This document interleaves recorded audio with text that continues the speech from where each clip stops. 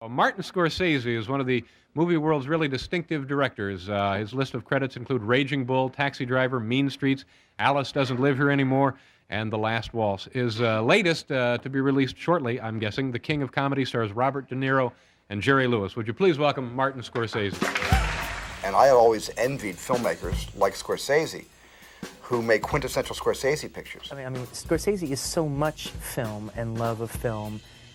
I might be a better director if I just had dinner at his house every week and we just talked. The man lives and breathes cinema, and he always talks about him as this young man, with asthma, with his father, watching film after film after film in a contained environment of the theater, and the drive to try to do something as great as all these people that he's admired for decades and decades, and he looks at this as the great modern art form. A few spoonfuls of tomato, throw them in here because your meatballs remain very soft. But I do come from a working class family that had no books in the house, and there was no reading done. And so my learning of language was not literature, rather it was visual. It was through movies and films on television, early days of television, the 1948. The impact the Italian films, the neorealist films had on me when I was 5 or 6 years old never left me. What they want to know is, how do you get into it? I'll direct it, I'll do anything. You have to do anything. Maybe that's the right attitude. You have to do anything. You have to do anything. You have to steal a camera. You have to steal film. Right. You have to steal money. Right. And either you go to university. In my case, I had to go to university to be able to be allowed to use equipment. Right, Brian? NYU. I had to, and as long as we were there to use the equipment and see some films and take the rest of the curriculum and that sort of thing. And by the third year of Washington Square College, I made the first short film. It was a very exciting time in America and all around the world for cinema, because you had the new wave cinema coming in from Italy and France, and so that there was new blood being infused into new generations, and you didn't have to live in Hollywood to make a feature film. You didn't have to go through the studios to make a feature film. John Cassavetes was the one who pushed me into making Mean Streets. He said, if you have something like Who's That Knockin', do you have another project? I said, yeah, I've been working on it for a few years called Mean Streets. He said, well, go in there, rewrite the script, and get it done.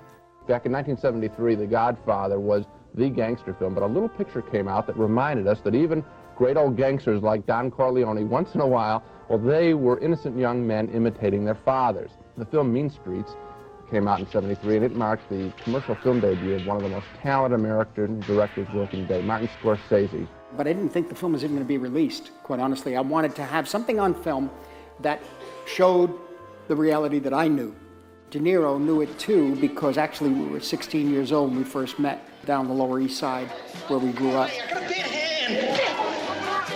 Now, the most controversial picture playing in town right now just opened. It's Martin Scorsese's film, Taxi Driver. This is 1975, and De Niro had just won the Academy Award for Godfather 2. And they had just seen my film Mean Streets, and which De Niro was also in. They figured they sold the two of us together into a sort of package for Taxi Driver. Loneliness, frustration, anxiety, fear, it's all there. And somehow I connected with the material. He was an outsider. I felt myself as an outsider, maybe a kid with asthma or whatever. I don't know, but I've always felt like that. It was like an umbilical cord to me. I felt as if I just knew it intrinsically. And De Niro felt a similar way, although we never articulated it. She was wearing a white dress. She appeared like an angel out of this filthy mess. New York was just a transitional situation, and I never knew if I had it in me again. And if I didn't have it in me, could I then become a regular director? A good pro who goes in, is not self-conscious, who's not full of pride, who goes in and is humble enough to make a picture. I don't know what was going to happen. And then that's when De Niro kept plugging away with Raging Bull. Against a tough fighter, a man who doesn't know how to back up. LaMotta continues to bore in. LaMotta out of the bottom. Subconsciously, what happened to me, having gone through 2.5 years of my own questioning and searching and taking myself too seriously, I guess, and finding out who I am, really, I felt more comfortable with Jake. I thought it was really interesting. I was watching this fight, Muhammad Ali and Leon Spinks, in the second fight, I remember there was cameras in the corner for the first time, and about the 9th or 10th round, obviously Muhammad Ali was winning, but he was sitting there in the corner. You had the mic, you could hear what he was saying, and he had his head down, and he says, "Oh, what round am I?" He said, 9th. He goes, "Am I winning?" "Yeah." Then bang, out again. He'd had no idea where he was. I said, "That's the picture." The winner is Robert De Niro, The Raging Bull.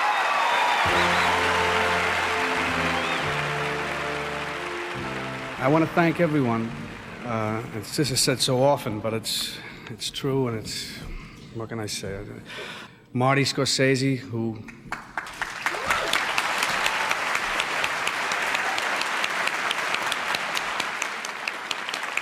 gave me and all the other actors and everyone on the film all the love and trust that anyone could give anyone, and it's just wonderful as a director. It's hardly ever the case that a great director like Scorsese and a great actor like De Niro work together over a series of films on the same themes. To a degree, they're talking about how people get filled up with violence and anger and how they react when they can't find a way to articulate their passions and their angers. And the other theme that you find in these films, and also in Scorsese's first film, Who's That Knocking at My Door, is what Freud called the Madonna whore complex. A guy who's so hung up with guilt and his own insecurities that he idealizes a girl as a virgin and as a Madonna. Then when he possesses her, then he wants to cast her aside, or he's filled with jealousy. He thinks she's tarnished. Come on! You're in a hell, and you're gonna die in a hell like the rest of us. Come on now!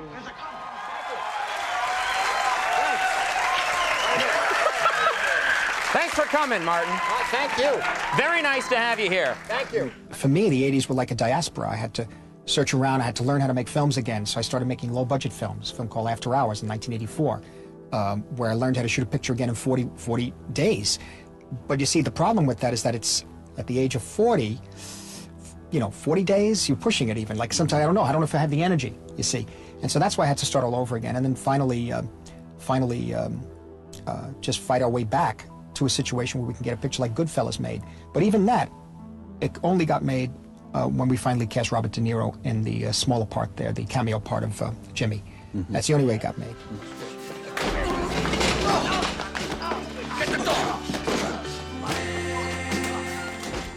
And I'm Roger Ebert of the Chicago Sun-Times. Since 1976, when he directed Taxi Driver, Martin Scorsese has stood, I think, alone at the top of the art of film directing in the world today. His Raging Bull was generally conceded to be the best film of the decade of the 1980s, and now with Goodfellas, Scorsese has scored another magnificent achievement. This is a great film, a film about Scorsese's favorite subjects, the great tragic subjects like avarice and jealousy, murder and guilt, and it ranks with The Godfather in his portrait of the crime syndicate. The attraction of that world, because this is something I grew up with and I understood. As you become older, you begin to understand, yes, this is negative, this is not right, but there's still an attraction. What does that say about us as human beings, or about me, maybe, as a human being? Maybe it's my fault, maybe it's just me and nobody else feels that way, but I don't think so. Have I ever asked Marty why he thinks that Bob and I are sort of twins or brothers all the time? And I guess it's because the first time we worked together, he had this feeling that we got along that way on screen and off screen, probably, There was this connection. It's very easy for us to work together, no matter if he plays the bad guy or I play the nicer guy or vice versa, What the fuck is so funny about me? Tell me what's funny.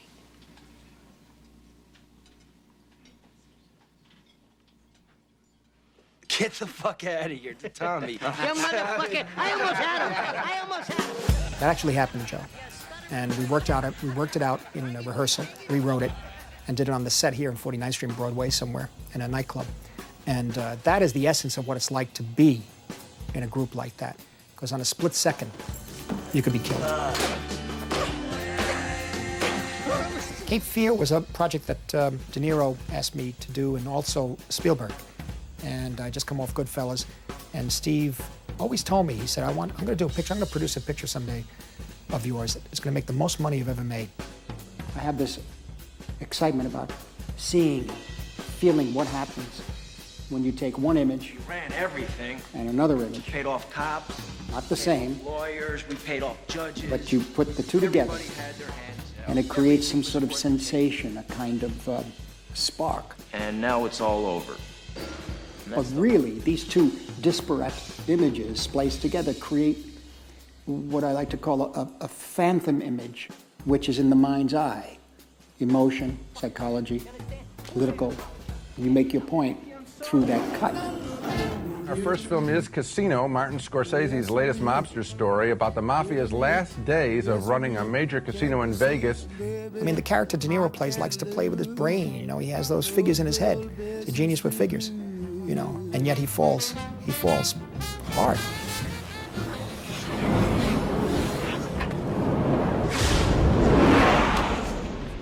The three of us are here because we know what a great feeling it is to win an Academy Award for directing. In 1977, Martin Scorsese read the Herbert Asbury's The Gangs of New York book. He immediately declared it would be the next project he would direct. And here are the nominees for Best Director. His latest film, Kundun, is in theaters right now. Ladies and gentlemen. And the Oscar goes to? Here he is. Martin Scorsese. Thank you, Rick. Thank you. Thank you. I mean, I'm overwhelmed with this honor with the Academy, and also the honor of being presented by my old friends. We go back 37 years. I'm so moved, Leo DiCaprio, 6.5 years work we've done together. I hope another 12, another 15. The idea of no limit. There's no limit. You want to make money? Just keep making money. I'm talking about this. Do you want drugs? Keep taking drugs until you blow your brains out. You know, drinking, women, and there's no limits. There were no limits in the 80s in America. There were no limits. This is really it. This is the mentality, you know. And we were pushing it, but believe me, we couldn't. I mean, actually, we just scratched the surface. Dealing with that world again in a new structure or a new style or a style that was extending the old style. How would I extend that? How would we project it forward, you see? Looking back, the last time Bob De Niro and I worked together was Casino. It was 1995. It became a situation where we knew we had to deal with each other. Again. Yeah. I heard you paint houses. Yes, sir, I do, and I also do my own carpentry. We're house painters, but the thing is, it's only one shade. Red. Red, yeah. And we also do carpentry. Back in 1973, we were 29, 30 years old. Now, we're much older.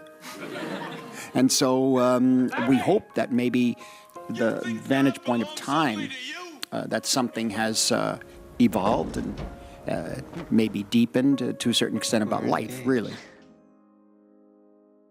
Our generation, when we started making films in the 70s in Los Angeles, you have to have it in you. You have to have the inspiration, the passion. The thing that is important was the inspiration from the professor. I think what makes cinema to me, I think ultimately it's something that for some reason stays with you, so that a few years later you could watch it again, or 10 years later you watch it again and it's different. In other words, there's more to learn about yourself or about life.